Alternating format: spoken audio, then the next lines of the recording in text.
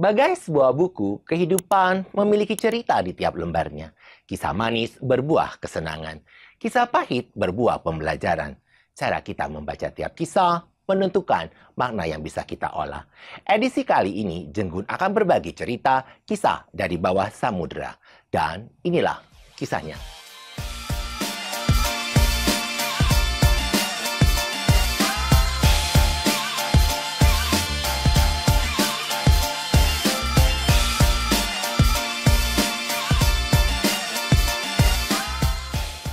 Hai teman Jenggun, kali ini saya kedatangan tamu spesial. Ini teman lama banget, saking lamanya udah jarang banget ketemu. Dengan kesibukan beliau ini ya, sampai akhirnya saya bisa hadirkan kembali dari mana ya, kenalnya itu dari 2000 berapa ya. Dan idola nanti aja kita ngobrol. Inilah adalah Mas Bayu Wardoyo.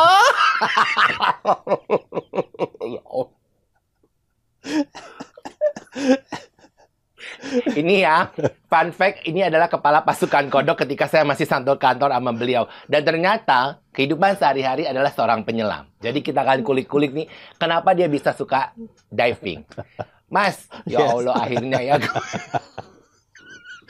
Ya Allah, ini nggak akan jadi setelah huru-hara ya, ya itulah kehidupan. Nah, gue pengen tahu nih, kan waktu zaman kita masih satu kantor kan juga gue udah sering banget nih ngedenger lo cerita, gue diving di sini, gue diving di sana gitu ya.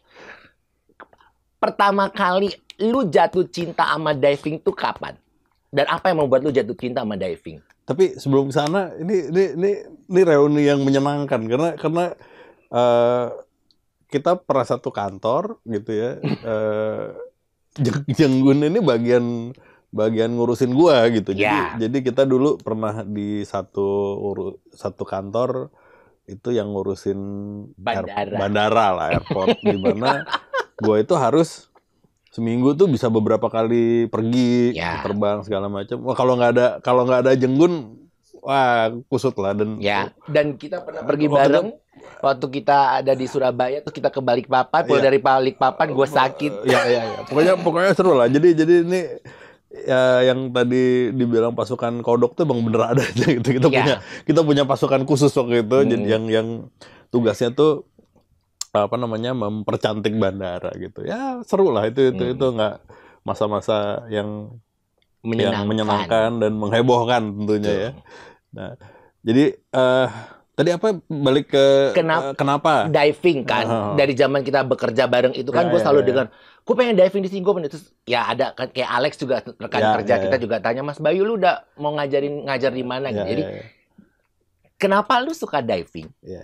Dan apa yang membuat lu jatuh cinta dengan diving? Ya, jadi sebenarnya itu balik ketika masa gue kecil ya. Jadi gue kecil itu kan lahir dan besar di Bali. Waktu itu orang tua tugas di Bali. Dan kebetulan bokap ini memang dia seneng ke laut ya. Kita selalu diajak ke laut gitu. Dan itu waktu kecil tuh juga gue dibeliin buku soal laut dan sebagainya gitu. Dan waktu itu kan TV cuma satu ya. Jadi waktu ada cerita, gue masih ingat banget itu waktu itu soal ada orang namanya Jacques Cousteau. Jacques Cousteau itu dia pionir lah mengenai diving itu. Kalau di TV tuh gue intens, wah keren ya gitu. Ketahuan banget ya. Angkatannya ketahuan banget ketika dia sebut Jacques Cousteau gitu. jadi itu tuh nempel gitu, nempel di kita. Karena waktu itu kan TV cuma itu, cuma satu ya, nggak ada pilihan. Dan gitu. Kita suka nonton itu. Ya. Dan itu jadi gue kalau diajak ke laut segala tuh kayaknya seru gitu. Bawah laut itu kan nggak gampang dilihat ya. Betul. Kalau di darat tuh kan kita tinggal melek gitu semua kelihatan. Nah, kalau di laut tuh mesti effort gitu, nggak semua orang bisa lihat gitu. Dan dari situ juga belajar gitu, wah laut tuh ternyata satu tempat yang belum dieksplor banyak gitu. Nah, jadi akhirnya karena gue di Bali dan akses untuk ke laut itu gampang gitu ya, akhirnya di situ gue mulailah belajar berenang di laut, snorkeling segala macam. Nah, itu kemudian akhirnya membawa gue menekuni waktu itu belajar. Jadi waktu gue itu balik ke Jakarta, kita pindah lagi ke Jakarta. Dari situ ketemu teman-teman, ya zaman itu masih diving itu belum populer lah. Jadi kita ikut klub, ikut segala macam sampai akhirnya gue memang akhirnya belajar beneran diving, dapat sertifikat, dan itu akhirnya memulai perjalanan gue bahwa ternyata diving tuh lu di tempat yang sama pun itu bisa lihat hal-hal yang berbeda gitu. Jadi kadang-kadang kenapa kalau ditanya kok sering banget sih ke Pulau Seribu gitu. Pulau Seribu aja seru kok gitu. Banyak hal-hal yang hari ini kita mungkin nggak lihat, besoknya dilihat, atau ntar minggu depan atau bulan depan kita ke sana tuh ada aja gitu. Dan yang membentuk kegiatan ini jadi menarik mungkin hampir sama dengan kegiatan lain gitu. Ini orang dikelilingi oleh orang-orang yang satu hobi, yang dengan berbagai cerita, berbagai latar belakang tuh buat gue itu satu hal yang menyenangkan gitu. Jadi dan akhirnya ya keterusan lah, gue sekarang ya udah hampir 40 tahun lah. Belajarnya pertama kali di Bali apa ketika sudah balik di Jakarta? Gue belajarnya justru malah waktu di Bali tuh udah diajarin, cuman waktu itu belum serius, jadi belum ambil license, belum segala macam. Gue akhirnya ambil license tuh di Jakarta malah. Gitu. Dan salah satu guru gue itu waktu itu adalah instruktur diving wanita pertama, namanya Bu Nunung. Gitu. Dan sampai hari ini beliau masih ngajar, Gue juga udah deket dengan Bu Nunung. Pada akhirnya kita banyak ngerjain sesuatu bareng dengan beliau gitu. Nah, belajarnya itu langsung di laut lepas apa di kolam renang? Jadi gini.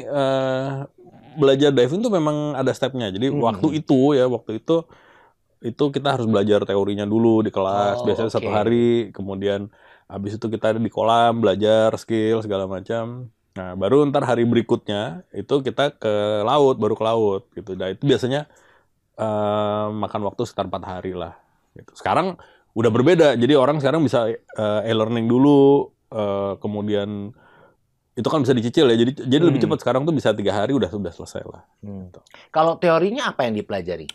Jadi gini, karena kebetulan gue juga akhirnya jadi instruktur diving. Diving itu kenapa menarik? Karena kita bukan hanya ngelihat sesuatu yang di bawah air gitu ya, ngelihat keindahan bawah air, tapi juga ada teori-teori yang kita mesti tahu gitu. Jadi perkembangan diving tuh menarik gitu. Jadi kita belajar soal ilmu fisika, ya bukan fisika yang ribet ya, tapi supaya kita tahu bahwa bagaimana kita menghadapi kalau diving itu apa aja sih yang kita akan hadapi. Jadi masalah tekanan, masalah kesehatan yang lain-lain juga ada gitu, yang penyakit-penyakit yang berhubungan dengan diving itu juga ada risiko-risiko, ya itu kita mesti tahu juga gitu. Jadi dan itu kalau kita mau pelajari lebih dalam tuh banyak gitu, seru lah gitu. Jadi kalau nggak habis lah kalau kita pelajarin. Gue sampai hari ini pun masih belajar, masih sering ngikutin gitu ya perkembangan, dan itu tuh belum selesai gitu. Jadi satu kegiatan yang lu masih bisa terus pelajari. Jadi makanya kenapa sampai hari ini gue masih berkecimpung di bidang itu. Ya kan, kalau kan aku pernah lihat lah gitu ya, kalau di film-film tuh kan penyelamnya itu kan dari yang namanya teknologi kan. Jadi kalau dulu itu kan yang orang yang harus pakai bajunya yang dengan besi yang tabung, karena itu kan supaya buat dia turun ke bawah juga lebih ini ya. Nah,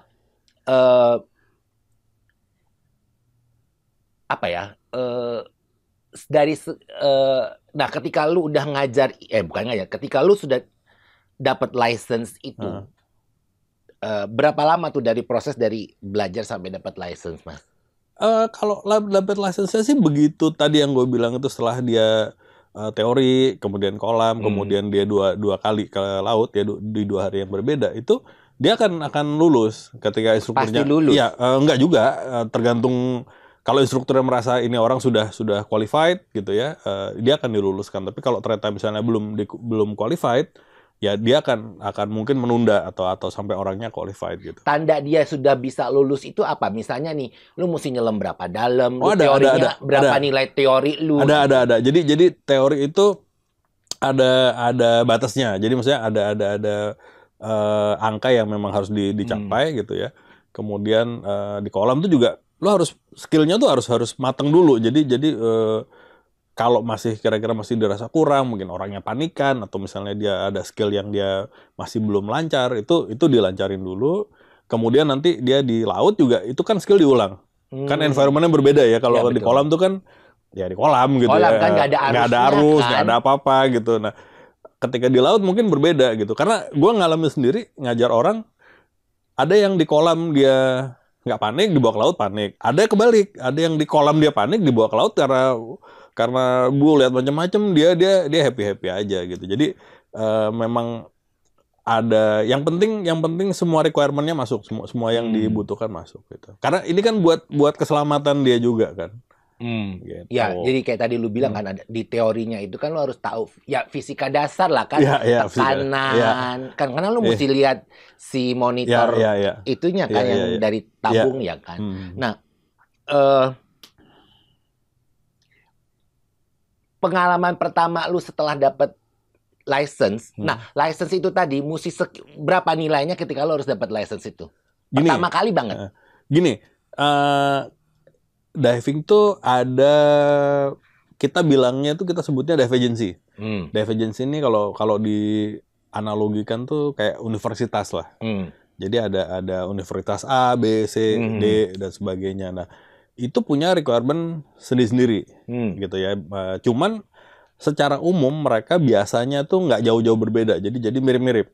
Sehingga ketika orang dinyatakan lulus dari satu dive agency, biasanya dive agency lain juga standarnya hampir mirip karena kita diatur oleh satu badan di dunia itu yang mengatur mengenai kualifikasi. Nah, itu tuh ada jenjangnya. Jadi kalau lulus pertama tuh kalau di dive agency gue instruktur di PEDI, itu namanya open water gitu ya. Nah, lulus dari open water dia bisa lagi nanti dia naik ngambil advance open water. Open water tuh apa? Open water itu sebenarnya istilah. Jadi bahwa kalau lu udah punya si license open water, itu lu berhak atau diperbolehkan untuk menyelam di laut dengan batasan tertentu. Jadi misalnya kayak kedalamannya itu maksimal 18 meter, lu harus begini dan sebagainya. Gitu. Tahu kedalaman 18 meter tuh dari alat ukur? Dari alat. Jadi ada alat ukur, ada sekarang zaman modern ada namanya dive computer yang kayak jam gitu.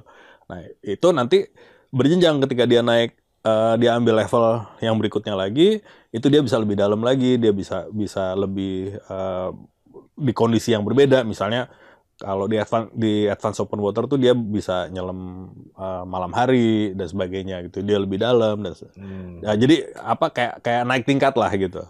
Jadi sekolah resmi itu sebenarnya nggak ada ya? Jadi gini, ya kayak lu bilang bahwa di agensi gitu. Iya. Jadi istilahnya tuh dive agency itu adalah universitasnya lah. Ya, jadi ada kan banyak gitu. Banyak di Indonesia. Di dunia tuh sebenarnya banyak sekali dive agency, cuman yang di Indonesia tuh yang biasanya yang orang kenal tuh ada PEDI, ada SSI, NAUI, ada SDI, ada RAID, ada PSS.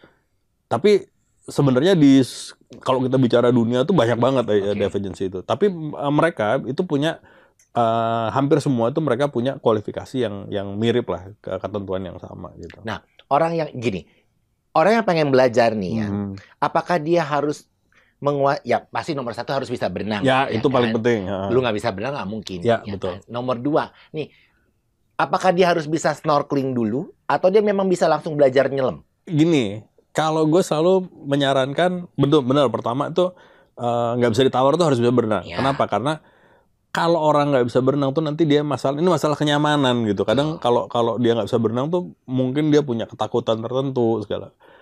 Kemudian snorkeling akan sangat membantu. Jadi ketika lu bisa nyaman, snorkeling udah nyaman, udah udah bisa menikmati, itu biasanya ya rata-rata itu dia akan belajar diving itu akan lebih gampang, akan napas lebih dari itu juga karena lebih, ya benar susah kan. Banyak loh, gue punya murid tuh ya, dia nggak bisa napas dari mulut. Ya sementara kan pakai alat itu kan napasnya dari mulut. Regulator itu akan ada di mulut. Nah makanya snorkeling itu kenapa gue bilang itu akan sangat membantu gitu, akan lebih membantu. Ya kalau gue mah nggak usah lah ya, nggak usah lah, nggak kepikir, jangan lah ya. Entar lu pada panik nyelamatin gue. Oh tidak gitu. Tapi gue tuh suka takjub dengan orang-orang itu, Mas. Maksudnya tuh memang gila ya ngelihat orang-orang yang ya ya kayak tadi kita lihat bahwa yang ya Jacques Cousteau itu dengan dia penelitian bawah lautnya itu gitu, kita dengan penyelam itu mengambil sampel gitu kan kayaknya seru gitu ya. Sebenarnya di dalam lautnya sendiri ketika lu nyelam tuh gelap nggak sih Mas?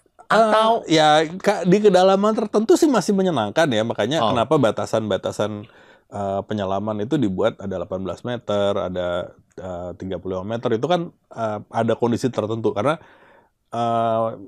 cahaya matahari masih tembus gitu ya, masih menyenangkan gitu. Tapi yang menjadikan diving ini jadi seru itu karena orang-orang yang diving ini dia punya pengalaman yang orang lain kadang-kadang nggak punya. Ini contoh nih, kayak gue pernah waktu itu ngajar di satu kantor gitu. Waktu gue tanya, lu kok kenapa milih diving sih gitu? Nggak yang lain kayak berkuda kayak apa kayak gitu. Ternyata kalau mereka kantor liburan gitu ya, cuti lah atau cuti bersama lah segala macam. Mereka bilang kalau kita cuman traveling, cuman jalan-jalan ke Bali, ke Lombok, itu orang sekantor tuh ceritanya sama dan mereka ada yang nyamain gitu. Tapi ketika mereka liburan sama-sama ke Bali nih, teman-teman sekantornya sama-sama ke Bali. Yang satu cuman jalan-jalan, yang satu diving. Waktu dia balik ke kantor, yang diving ini punya cerita yang beda gitu. Ya, atau snorkeling lah ya. Atau snorkeling gitu. Jadi dia bilang kita senang aja karena kita punya cerita yang beda sama orang lain. Gue pernah tuh snorkeling. Oh ya? Di Labuan Bajo. Oh, keren banget. Di Pantai Merah. Oh iya. Pink Beach. Iya, Pink Beach. Seru kan? Seru, tapi emang awal-awal tuh buat napas dari mulut tuh ya ampun, nggak biasa, karena kan nggak biasa. Tapi akhirnya ketika lu sudah menemukan ritme how to breathe, ya nyaman aja ngeliat si ikan-ikan itu ya kan. Bener. Gitu. Nah, tadi jenjang yang tadi lu bilang kan ada open water, ada advanced water. Itu ada lagi di atas. Ada. Jadi ini setiap dive agency biasanya namanya berbeda ya. Tapi kurang lebih mirip lah. Jadi habis advance itu ada, kalau di PD itu ada rescue diver. Habis rescue diver dia bisa naik jadi dive master. Dive master ini jenjang profesional pertama awalan. Habis itu baru instruktur kayak gue. Gitu. Nah, instruktur lagi ada jenjangnya lagi gitu sampai naik. Tapi umumnya bahwa diving ini sebenarnya kembali lagi ke orangnya. Orangnya tuh maunya kemana gitu. Kalau memang dia mau mengejar karir profesional ya dia akan masuk ke jenjang profesional. Tapi kalau kayak lu kan? Ya, tapi ada juga orang yang merasa gue cuma pengen jadi diver aja lah. Maksudnya buat sebagai hobi itu sebenarnya cukup, sampai rescue itu udah cukup sebenarnya gitu. Rescue itu dia bisa itu. Nggak, sebenarnya istilah rescue diver itu adalah waktu dia ngambil license rescue itu dia belajar untuk pertama menyelamatkan dirinya sendiri. Ya. Kemudian dia bisa menolong temennya. Kalau diving kan tuh kan mesti berdua minimal ya, nggak boleh sendiri gitu. Oh, nggak boleh ya? Nggak boleh. Jadi ada sebenarnya boleh, tapi ada kualifikasi khusus lagi. Gitu. Jadi kalau kenapa berdua supaya nggak kangen gitu. Kan nggak boleh dipisah.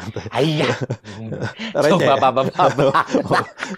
Jadi jadi rescue itu kita diajarin satu menyelamatkan diri sendiri, yang kedua adalah menyelamatkan partner kita. Jadi kalau dia sampai kenapa-kenapa kita tahu gitu. Atau kita kalau lagi diving rame-rame ada yang kenapa-kenapa gitu, kita tahu nolong temen kita nih bagaimana. Dan paling penting itu sebenarnya adalah kita belajar pertolongan pertamanya. Jadi di rescue diver itu kita diajarkan bagaimana melakukan pertolongan pertama. Karena pertolongan pertama itu adalah yang menentukan untuk ketika dibawa ke, kalau kita istilahnya tuh ke primary care. Primary care itu bisa rumah sakit, bisa puskesmas yang lebih advance ya. Itu pertolongan pertamanya yang menentukan. Jadi kalau lu salah pertolongan pertama, itu kemudian ke primary care-nya itu akan berantakan. Dan akan lebih susah untuk disembuhkan gitu. Jadi makanya pertolongan pertama itu akan jadi hal yang krusial lah. Dan ilmunya tuh berguna nggak cuma di diving. Karena waktu lu ngambil rescue itu lu diajarin CPR, lu diajarin ngasih napas buatan, lu diajarin bagaimana membebat kalau luka, kalau lu itu kepake di kehidupan sehari-hari gitu ya. Gimana membalut luka, gimana kalau lu misalnya kena pisau, luka bakar dan hal-hal yang kayak begitu. Itu diajarin dan itu berguna untuk kehidupan sehari-hari, nggak hanya di diving. Diving pertama kali di mana setelah dapat license itu? Nggak ingat gua. Kayaknya setelah dapat license mungkin kayaknya di Pulau Seribu. Kayaknya ya. Gua nggak ingat. Terus sekarang udah berapa jumlah? Gua berhenti untuk mencatat tuh di sekitar 3.000-an. 3.000 kali diving. Ya mungkin sekarang ya enggak. Mungkin belum sampai 4.000 lah. Peralatan punya sendiri? Ya, komplit. Ada beberapa. Itu apa aja? Bajunya? Ada bajunya. Oh, banyak lah perintilannya tuh kalau di pack tuh satu tas gede sendiri gitu. Tabung sendiri? Enggak, kalau tabung kita biasanya nyewa. Oh gitu? Kita jadi kalau lu pergi ke Komodo gitu misalnya, ntar lu ikut bayar dive trip, itu biasanya mereka yang nyediain tabung. Tapi baju sendiri? Biasanya kita lebih nyaman kalau mereka nyediain sih alat untuk disewa, tapi kan kalau punya alat sendiri itu lebih nyaman ya. Lebih kita tahu safety lah ya rasanya. Iya, lebih safety karena kalau kita nyewa kan kita nggak tahu. Sama kayak nyewa mobil lah. Nyewa mobil tuh kan kita nggak tahu sejarahnya ini mobil. Kalau kita mobil sendiri walaupun mungkin lebih jelek daripada yang kita sewa, kita tahu nih mobil kondisinya gimana karena kita gitu. Tahu memaintain kita tahu maintainnya gimana gitu dan masalah kenyamanan sih kalau gua sih. Gitu Kak. Udah kemana aja? Indonesia hampir semua, hampir yang Sabang Merauke sampai. Sabang Merauke ya, karena kebetulan, ini menarik juga nih. Indonesia tuh ada kalau googling ya, ada namanya Coral Triangle. Nah Indonesia tuh berada di Coral Triangle itu. That's why kita bagus banget. Kenapa kita tuh bagus banget dan posisi Indonesia tuh sebenarnya ada di tengah-tengah. Jadi di bawah Australia, daerah Australia, di atas tuh ada Filipina dan segala macam. Kita tuh kena dua arus. Jadi dari bawah dapat, dari atas dapat. Jadi kenapa ikan di Indonesia tuh berlimpah? Kenapa koral kita bagus karena suhu air dan segala macam? Itu membuat Indonesia tuh jadi boleh dibilang satu negara yang bawah keindahan bawah airnya itu termasuk paling bagus karena gue udah kebetulan Indonesia itu dari ujung ke ujung tuh bagus semua. Jadi di Pulau Weh itu juga bagus. Udah, Pulau Weh itu menarik. Pulau Weh itu bagus. Daerah Lampung aja ada. Pulau Weh itu bukan Sabang kan? Iya, Sabang. Sabang kan? Lampung aja ada, kalau Riau ada, Jawa di Jakarta aja ada Pulau Seribu. Kemudian di pesisir Jawa, Karimun, kita naik Balikpapan tuh ada arah Maratua, Derawan, Sangalaki. Gila ya lu udah semua ke situ ya? Udah semua. Sampai ke ujung-ujung, ke Morotai, ke Banda, Ambon. Nias ada, cuman waktu itu belum tereksplor lebih banyak karena dia lebih terkenal surfing ya. Tapi ada area yang bisa diving. Ada. Gue udah pernah kesana. Ada, cuman ya mungkin gini karena itu tadi kayak gue bilang di awal, kita nggak bisa lihat dalamnya sebelum kita nyelam gitu. Jadi nggak bisa ditanya gitu kayak kemarin gitu, Sumbawa bagus nggak? Ya kalau nggak di divingin nggak tahu kita bagus atau nggak. Karena nggak bisa lihat dengan kasat mata dari atas. Betul. Kan lu harus masuk ke bawah. Betul. Dan areanya tuh banyak sekali kayak Sumbawa gitu. Ternyata sekarang ditemukan di Sumbawa tuh ada area diving yang bagus. Sekarang mulai bangkit pariwisatanya di sana. Ya, Belitung juga ada. Belitung ada gitu. Makanya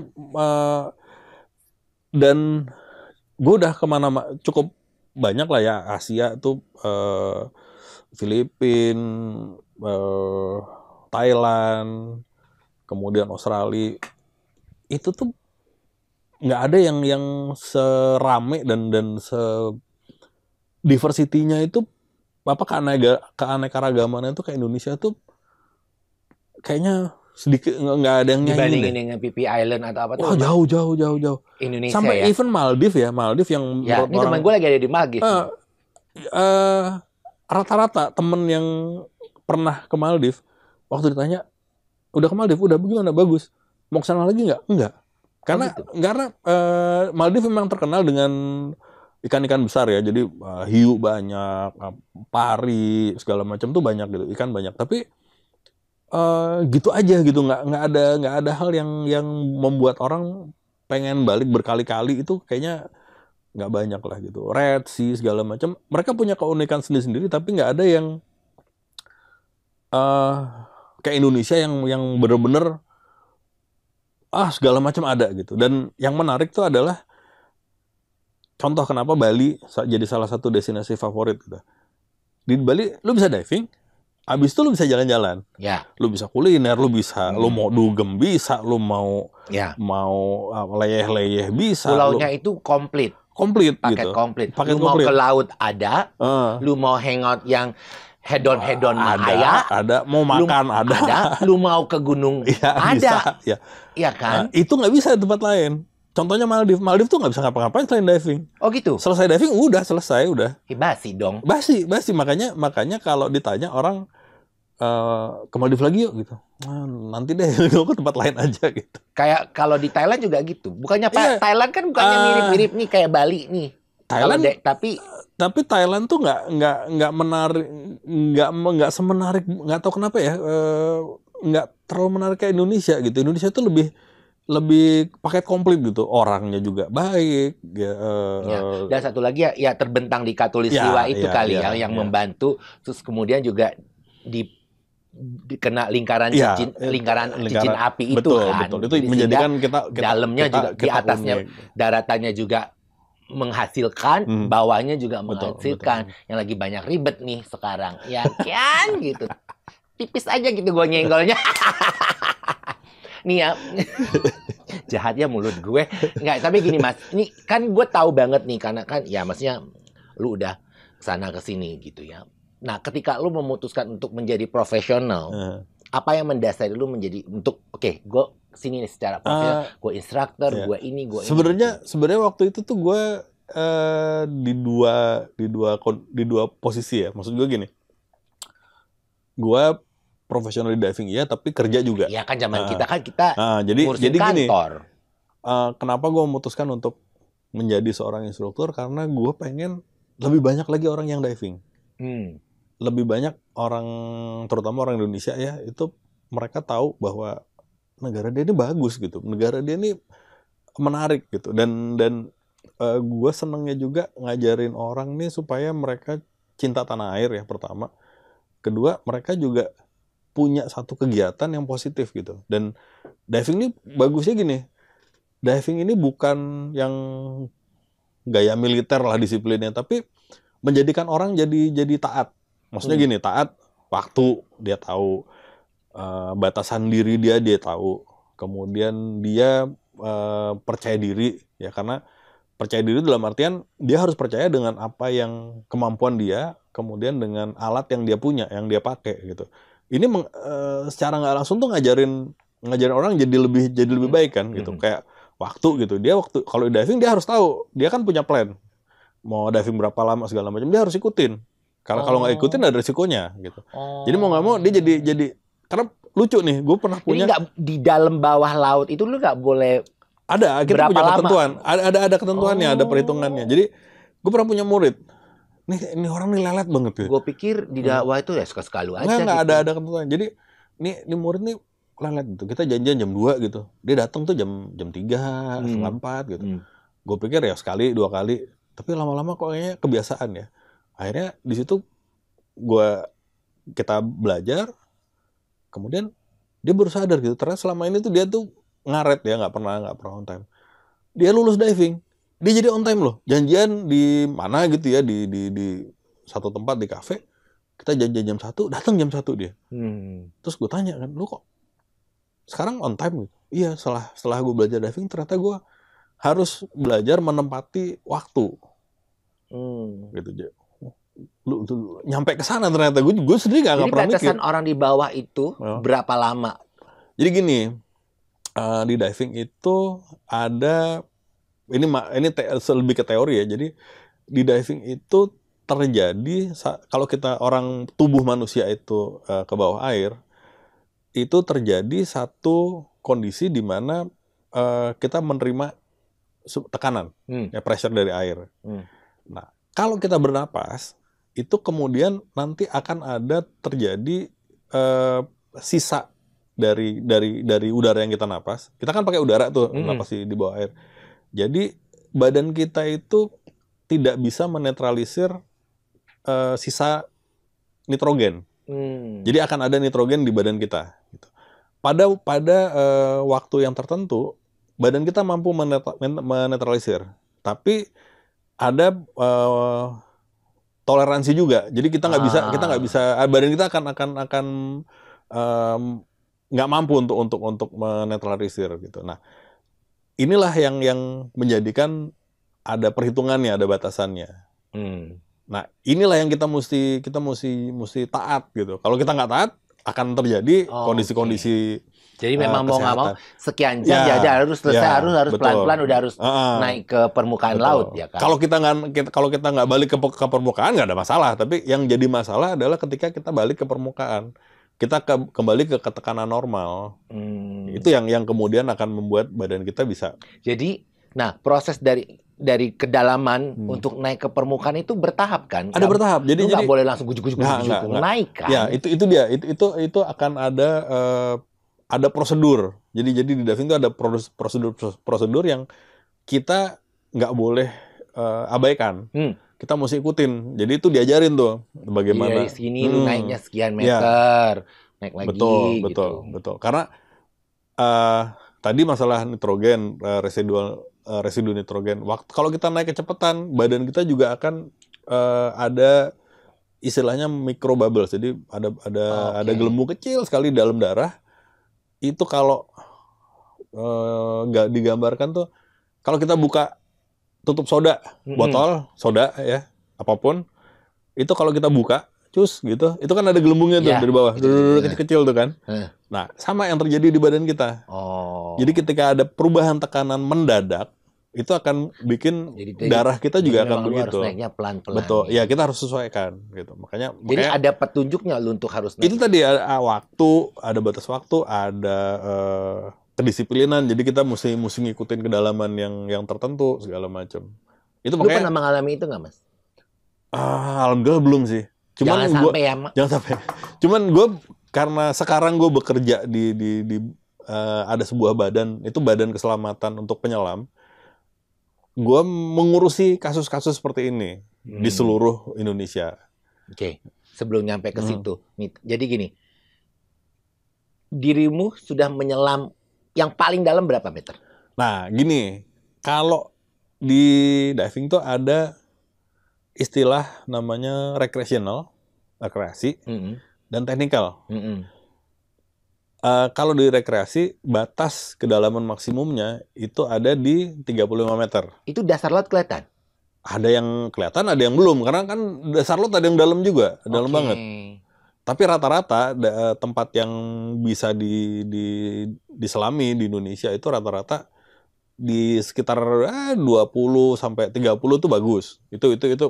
Karena gini, di kedalaman segitu tuh warna karangnya, warna ikannya itu masih kelihatan. Karena setelah lebih dalam lagi itu kan mulai gelap. Jadi mulai matahari nggak masuk. Kemudian spektrum warna juga udah berubah. Jadi yang pertama kali hilang tuh kalau kita makin dalam tuh warna merah. Kemudian berlanjut dengan warna-warna yang lain ya, kuning, hijau segala macam. Jadi makin dalam tuh warna hilang juga. Udah hitam aja semua. Lama-lama semuanya jadi gelap gitu. Itu yang harus pakai lampu. Pakai lampu segala macam gitu. Itu rekreasional. Nah, tapi gue juga mendalami yang namanya technical diving. Technical diving ini dia terjemahannya itu namanya ya penyelaman teknikal. Penyelaman teknikal ini adalah menyelam di luar batas rekreasional ini. Jadi dia waktunya lebih lama, kedalamannya lebih dalam. Tapi kita belajar lagi ada satu jenjang lagi yang kita mesti pelajari gitu. Itu bisa lebih dalam, lebih lama.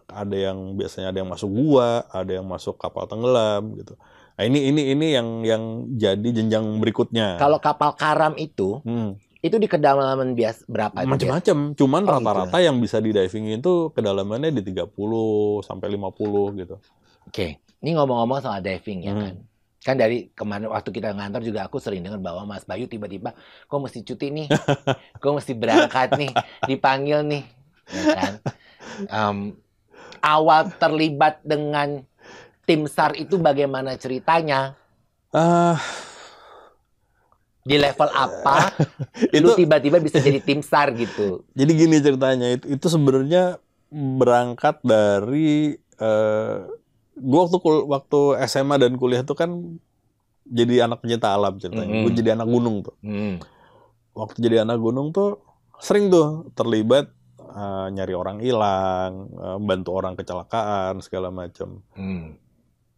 Waktu gue mulai diving dan itu tahun 2000 ya, gue jadi instruktur kan tahun 99.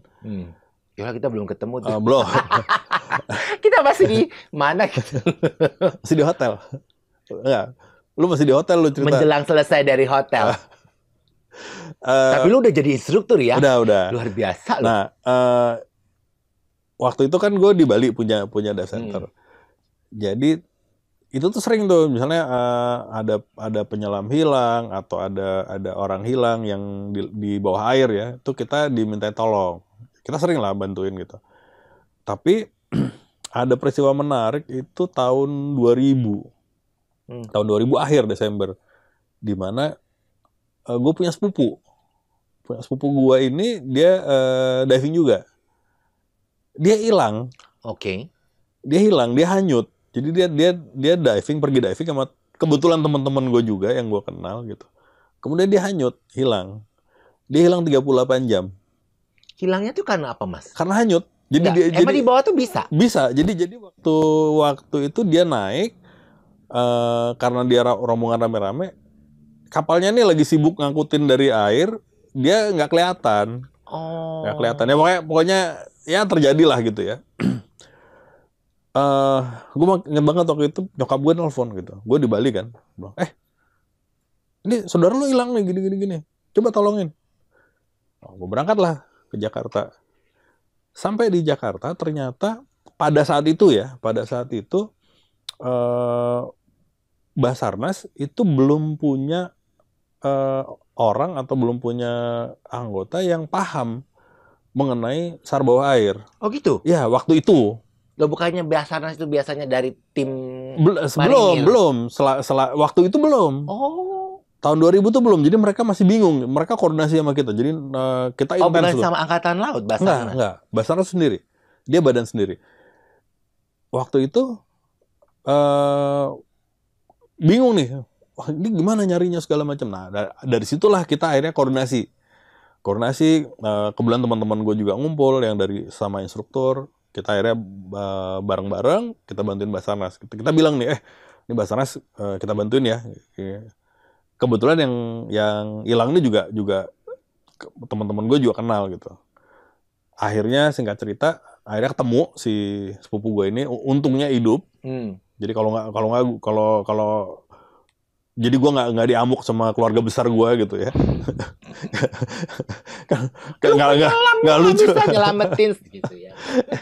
Tapi anyway setelah kejadian itu, gue dan teman-temannya sering dimintain bantuan. Oke. Ya apapun yang berkaitan dengan kejadian di bawah air gitu ya, orang hilang, kapal tenggelam, sampai itu beberapa kali kejadian. Jadi ada, kalau pernah ingat dulu ada KM Levina, ada banyak kejadian itu. Teman-teman gue inilah yang kita lah ini yang turun membantu Basarnas. Aku tuh pikir dulu ya, ketika tim SAR bawah laut itu tuh adalah mereka bekerja sama dengan TNI Angkatan Laut. Kan TNI Angkatan Laut juga punya pasukan katak. Betul. Cuman pasukan katak ini kan bukan keahlian mereka untuk melakukan SAR. Mereka prajurit, mereka perang gitu, buat perang gitu. memang pada saat itu minim sekali pengetahuan mengenai gitu. SAR bawah air. Kebetulan kita waktu itu juga sebenarnya juga tahu nggak terlalu tahu banyak gitu. Kita tahu lah prinsip-prinsipnya, tapi mereka kan nggak paham sama sekali. Nah, setelah beberapa kali kita turun bareng gitu, akhirnya nih kita deket sama timnya Basarnas nih. Timnya Basarnas sampai akhirnya mereka membentuk tim khusus untuk SAR bawah air. Basarnas ya. Nah, pada saat itu lagi dibentuk, lagi mulai jadi segala macam, terjadilah si AirAsia. Yang di mana ya? Yang AirAsia yang dari Surabaya mau ke Singapura. Itu yang waktu kita ke kantor. Ya kita masih sekantor kan itu. Iya itu 2013 ya, 2013 apa 2014. Iya itu. Oh itu pertama kali. Itu pertama kali. Yang Surabaya Singapura kan. Surabaya Singapura. Nah, itu ya lu berangkat tuh kita dikontak sama Basarnas. Mas bisa dibantu nggak? Kita bilang loh, kan Pak udah ada tim SAR-nya, tim SAR bawah airnya Basarnas ya, tapi ini kita kurang orang segala macam. Akhirnya kita tetap karena kedekatan kita nih, akhirnya kita berangkat, kita bantu. Itu jadi satu milestone, jadi satu tonggak karena pada saat itu akhirnya gue dan beberapa teman kita resmikan si tim relawan bawah air ini, tim gue ini. Nah, karena pada waktu itu kita turun di satu kondisi di mana itu kan kejadian besar ya, karena waktu itu disorot internasional segala macam. Itu jadi kan pesawatnya jatuh ya? Iya, pesawatnya jatuh ke air. Jadi kita disorot nih, kita mata dunia lagi ngelihat nih. Jadi waktu itu kita bareng, tim kita mendampingi timnya Basarnas. Ya kita waktu itu kerja bareng, waktu itu sebulan lah, sempat sebulan. Ya, sebulan. Di laut. Di laut. Gitu, dan itu pertama kali juga gue melakukan sebuah SAR bawah air, itu pesawat jatuh. Jadi ya pengalaman pertama juga waktu itu. Gitu, sampai akhirnya kejadian yang berikutnya. Ya, itu kan nggak ada penumpang yang selamat ya pada saat kejadian itu. Semua nggak ada. Tapi berhasil diketemukan semua atau tidak? Ketemu. Kita recover, bisa di recover. Jadi seluruh penumpang itu diketemukan jasadnya atau tidak? Kalau nggak salah nggak semua lah. Nggak semua kan kalau nggak salah ya. Tapi mostly dapat semua teridentifikasi. Iya. Itu yang kemudian. Nah, kemudian yang udah nih akhirnya setelah AirAsia kita bentuk nih namanya waktu itu ini lucu juga. Waktu itu karena ditanya sama Basarnas, sekarang kan mesti keluarin surat perintah, surat tugas. Yang kayak waktu itu gue masih ngantor gitu kan mesti ada surat ininya kan. Gitu. Akhirnya ditanya, ini dari timnya apa gitu.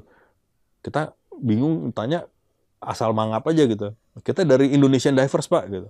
Disingkat E-Divers. Keluar tuh suratnya. Udah beres, udah operasi SAR selesai. Waktu itu kita di wawancara media luar segala macam, itu masih ada tuh Indonesian Divers namanya. Kejadian lagi waktu Lion Air yang kedua. Itu yang di Laut Jawa, di antara dekat Karawang. Jakarta. Masih Jakarta, iya. Tujuan Jakarta. Itu kan dia terbang udah nggak di situ tuh. Itu waktu itu kasus pertama Boeing 737 Max yang baru tuh. Nah, kita udah nggak sekantor. Udah nggak sekantor waktu itu. Waktu kejadian kita dipanggil lagi. Oh gitu.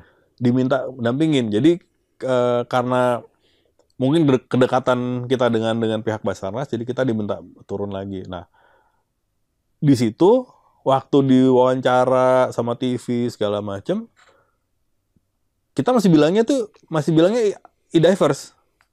Tapi nggak tahu gimana keluar di salah satu media, namanya udah berubah, namanya jadi Indonesia Diver Rescue Team. Jadi IDRT. Terus kita pikir, wah keren juga ya namanya ya. Udah deh kita ganti deh. Jadi mulai saat itu namanya jadi IDRT, Indonesia Diver Rescue Team. Gitu. Nah, akhirnya kita legalkan, kita bentuk badan hukumnya ya, sampai sekarang namanya Indonesia Diver Rescue Team. Gitu. Terus kejadian lagi yang kapal selam kan? Kapal selam yang gue baca beritanya ada nama lu tuh di berita. Waktu itu classified karena itu militer ya. Cuman itu nggak boleh diceritain. Tapi Setelah setelah Lion Air, kemudian kejadian lagi Sriwijaya. Sriwijaya Air. Sriwijaya Air itu Kebanyakan lokasinya. pesawat terbang yang lu handle ya Mas ya? Tiga kecelakaan besar pesawat terbang kita yang handle semua. Dan capek nggak sih? Karena lu kan keluar, capek. Itu kan kayak tadi lu bilang kan, naik ke darat itu, naik ke permukaannya kan nggak bisa makanya gini. Sementara kan lu harus bawa bawa jasad nggak sih? Human remain kita karena biasanya udah nggak utuh ya. Jadi gini, tim gue itu lucu. Tim gue itu latar belakangnya macam-macam. Jadi kalau ditanya, banyak nih orang gitu, Mas gue mau dong join tim lu jadi penyelam. Yang orang nggak tahu tuh tim gue itu nggak hanya menyelam kerjaannya. Jadi tim gue tuh ada tim pendukungnya. Jadi ada tim yang mereka memang turun menyelam. Ada tim pendukung. Tim pendukung ini bisa jadi mereka nggak perlu nyelam. Oke. Kenapa? Karena mereka ini jadi tim support supaya kita tuh jadi fokus. Jadi gue nggak perlu mikir abis diving gue mesti makan apa ya gitu. Atau misalnya aduh alat gue mau gue pakai bener nggak ya? Atau misalnya gue abis diving gue mesti tidur di mana gitu. Atau posko gue udah siap nggak? Nah ini tim gue itu berbagai macam. Ada yang bagian nyiapin posko, ada yang bagian nyiapin logistik, ada yang bagian nyiapin makanan, ada yang nyiapin makanan, ada yang macam-macam. Ada tim dokter. Jadi makanya kalau ditanya tim gue tuh lucu. Ada yang backgroundnya pengusaha, ada yang rata-rata instruktur, ada tentara, ada polisi. Ada yang memang orang keahliannya memang logistik, ada dokter, jadi beragam supaya kita bisa fokus. Jadi tim penyelam ini memang benar-benar dia melakukan pekerjaannya gitu. Nah itu kan, yang tadi gue tanya, ketika lu dari bawah naik ke atas dengan ketika rescue itu. Kan tadi lu bilang nggak boleh naik kan? Nah, how you handle itu gitu loh maksud gue. Ya itu ada prosedurnya ya. Cuman yang menarik buat kita itu bahwa ketika kita melakukan si misi boleh dibilang ini misi penyelamatan ya, bukan penyelamatan, misi recovery ya. Kita ini kenapa tim ini menjadi spesial karena kita ini harus tahu prosedur untuk ngangkat si human remain ini, sisa kita boleh dibilang sisa jenazah ya, karena penanganannya juga kita tuh diajarin, kita tuh belajar bagaimana cara penanganan sisa karena kan di bawah human remain ini, karena human remain ini kemudian akan dibawa untuk identifikasi. Jadi ada forensik, ada inavis segala macam. Kalau kita salah nanganin rusak, mereka nggak bisa identifikasi.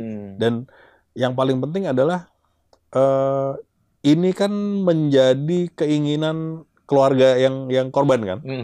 Mereka pengen satu teridentifikasi, kedua mereka bisa memberlakukan si sisa jenazah ini dengan layak gitu. Jadi itu tanggung jawabnya di kita gitu. Berat ya tanggung jawabnya ya. Ya begitulah gitu. Jadi kita mesti pertama handlingnya mesti benar, kedua kita perlakukan juga ya karena mau gimana pun itu kan juga tetap manusia ya. Iya betul. Kita hormati, kemudian penanganannya juga ya bagaimana selayaknya kita ngurus jenazah lah. Walaupun kadang mungkin cuman bagian potongan kecil segala macam. Dari rentang waktu mulai bentuk itu sampai sekarang udah berapa banyak penyelamatan yang dilakukan? Kita nggak ngitung. Nggak ngitung ya? Karena urusan nggak enak ya, ngapain diinget-inget ya. Maksudnya gini aja, kita lebih senang bilang bahwa kita ini bisa menolong orang atau membantu orang dengan keahlian yang kita punya. Gitu. Jadi kita punya keahlian nih. Keahlian kita ternyata bisa berguna loh buat orang gitu, buat keluarga korban gitu. Karena yang dari sekian banyak pengalaman itu rata-rata memang pihak keluarga ini kan pengen memberlakukan keluarganya ini dengan layak gitu. Karena waktu Sriwijaya itu SAR Sriwijaya itu justru malah tingkat keberhasilan identifikasinya paling tinggi. Itu kalau nggak salah 97 atau 98%. Gitu. Itu kan buat kita happy ya, maksudnya buat kita menyenangkan karena akhirnya keluarga korban juga lebih jadi lebih nyaman gitu kan. Gitu. Ya itulah. Kalau pesan gue sih lebih ke sana ya. Kita bisa bantu orang dengan ya kita punya kemampuan yang spesifik gitu. Kita bisa bantu orang gitu. Mahal nggak sih Mas belajar diving?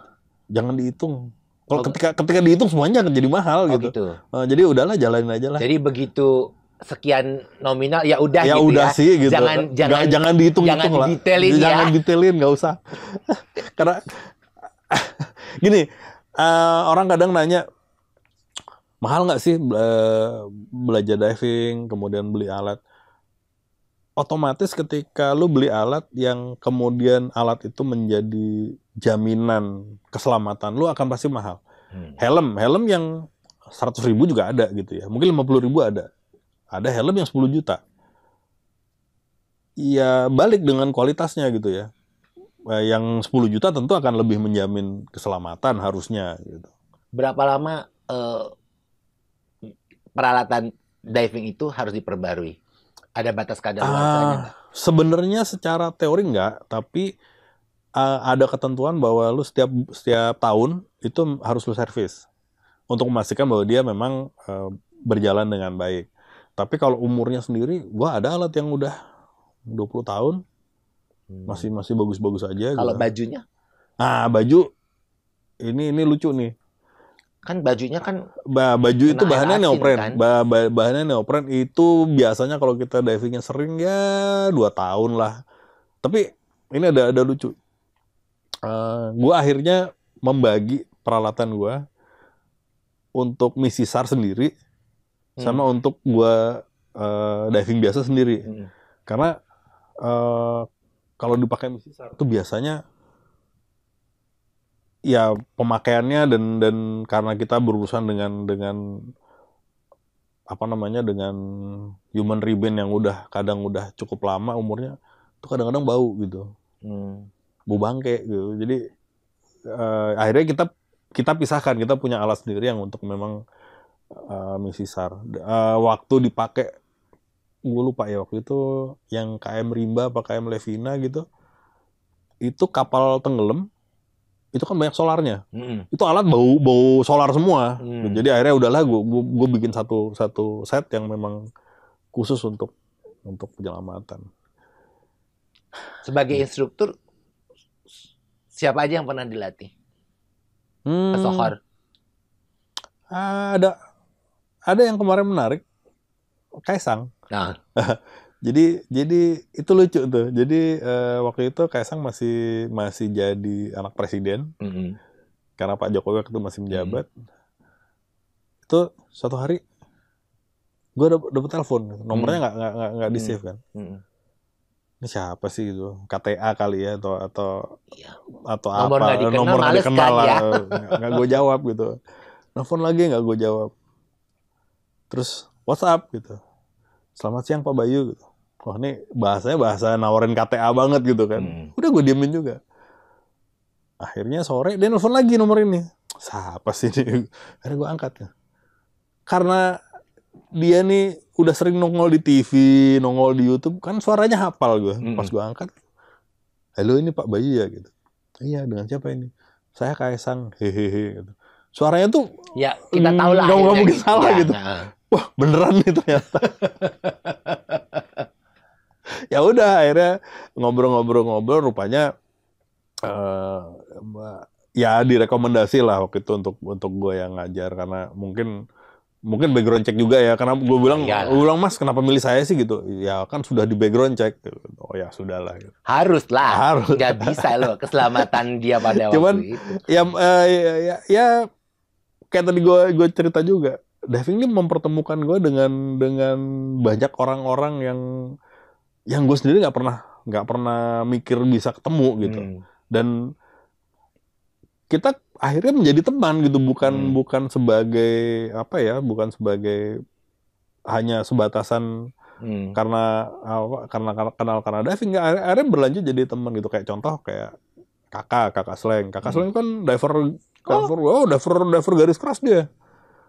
Berlicense sudah. Oh iya banget, dia sangat apa ya, intens. Dia tuh ini banget dia. Sama lu juga? Enggak, bukan gue yang ngajar, cuman kita ketemu di diving dan dia akhirnya kita jadi teman gitu kan nggak pernah kepikiran nih gue bisa berteman sama dia gitu. Dan dia di diving tuh dia seneng karena di sana dia merasa dia bukan artis. Dia jadi sesama penyelam, kita bisa ngobrol, kita bisa kita juga perlakukan dia juga sebagai teman, bukan sebagai artis gitu. Nyelam kan, bukan lu show di dalam air ya kan gitu. Gitu, lucu lah. Jadi interaksinya tuh unik lah. Kalau di diving tuh lucu gitu. Gitu. Nih, terakhir Mas, sebelum kita tutup. Apa pesan Mas Bayu untuk orang-orang yang ingin belajar diving dan orang-orang yang sudah menekunin diving? Apa pesan-pesannya? Yang pertama dulu yang belajar diving ya. Yang belajar diving ini yang pasti dia harus belajar dengan benar.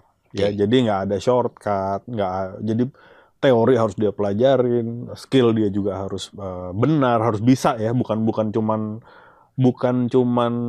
sekedarnya gitu. Jadi harus memang bener nyaman dia lakukan.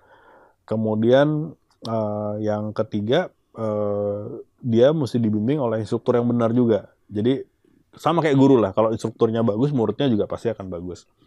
Kemudian ada etika-etika di diving tuh yang mesti dipatuhin, kayak nggak boleh megang karang, nggak boleh mainan ikan, nggak boleh naikin penyu lah. Jadi itu benar-benar ada hard warning banget ya. Iya, itu respect ke nature ya, ke alam gitu. Jangan diganggu, dijaga. Kemudian dia explore lah, selamilah negara ini gitu, karena bagus banget gitu ya. Jadikan itu satu hobi, karena gue yakin lu jalanin hobi ini akan dapat hal-hal yang positif buat diving lah kemanapun Indonesia ini ada. Iya, jadi kita akan lebih cinta sama negara kita, sama isinya gitu ya. Dan kita juga akan belajar, oh ini harus kita jaga gitu ya. Jadi jangan nggak cuman dieksploitasi gitu kalau mau nyerempet ke masalah lingkungan. Tapi juga itu yang lagi rame sekarang gitu, nggak tahu nanti. Tapi itu akan lebih membuat orang akan lebih aware gitu, bahwa lingkungan kita ini mesti dijaga gitu. Dinikmati sekaligus dijaga. Betul. Kedua, yang sudah jadi diving, jalanin hobi ini secara mendalam. Maksudnya gini, jangan cuman udah jadi diver terus udah gitu ya. Karena ini satu kegiatan yang menarik, karena kita bisa pelajari diving ini lebih mendalam. Kita mau belajar mengenai pengetahuannya ada, teorinya ada, dan sampai hari ini gue aja masih belajar gitu ya. Jadi ini membuktikan bahwa perkembangan ini belum selesai. Jadi masih banyak misteri, masih banyak hal-hal yang masih bisa digali dari sisi pengetahuannya gitu. Jadi jangan berhenti untuk gitu aja gitu. Enggak, ini akan masih panjang sekali yang mesti dieksplor gitu.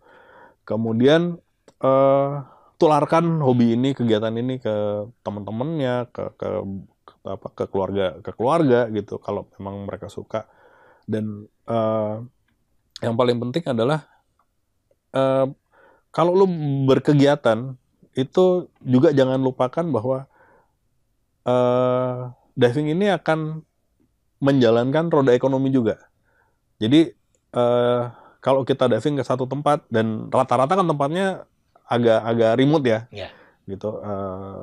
Kayak di Bali gitu, mungkin kita ke satu tempat yang tempat diving tuh pasti agak minggir gitu ya. Jangan lupa kalau kita ke sana itu juga menjalankan ekonomi daerah situ. Jadi masyarakatnya juga akan berkembang. Kita datang, kita tuh misalnya kita diving itu dengan orang lokal. Kita akan di situ akan makan gitu ya. Makannya juga akan berdampak juga ke orang lokal gitu. Dan itu rentetannya banyak lah gitu. Itu akan membangkitkan pariwisata. Kalau kita ke daerah-daerah yang masih remote juga itu akan membantu orang-orang di situ. Kita nginep di mungkin di hostel dia, ada beberapa area kayak misalnya di yang masih pelosok-pelosok tuh kita nginepnya juga mungkin masih di rumah penduduk segala macam. Itu akan otomatis bikin mereka juga dapat income lah gitu. Itu menurut gua sangat-sangat berkesinambungan lah industrinya biar bisa jalan gitu. Jadi ya nikmatilah si negara kita ini, negara bahari yang cintailah ya. Ya, yang mau gua rasa sih mungkin 20-30 tahun lagi masih banyak tempat yang menarik yang untuk didatengin, untuk didivingin gitu. Dan berceritalah kepada semua orang bahwa negara ini bagus. Sip. Gitu. Thank you sekali lagi. Sama-sama Kak Guni. Demikian teman Jenggun obrolan saya hari ini dengan Mas Bayu, seorang penyelam yang juga seorang instruktur dan tim STAR. Nah, jika Anda pengen belajar nanti saya tulis di kolom description alamat tempatnya Mas Bayu mengajar ya. Sampai ketemu lagi dan semoga wawancara saya hari ini bisa menjadikan perspektif baru buat teman-teman Jenggun di luar sana. Dah.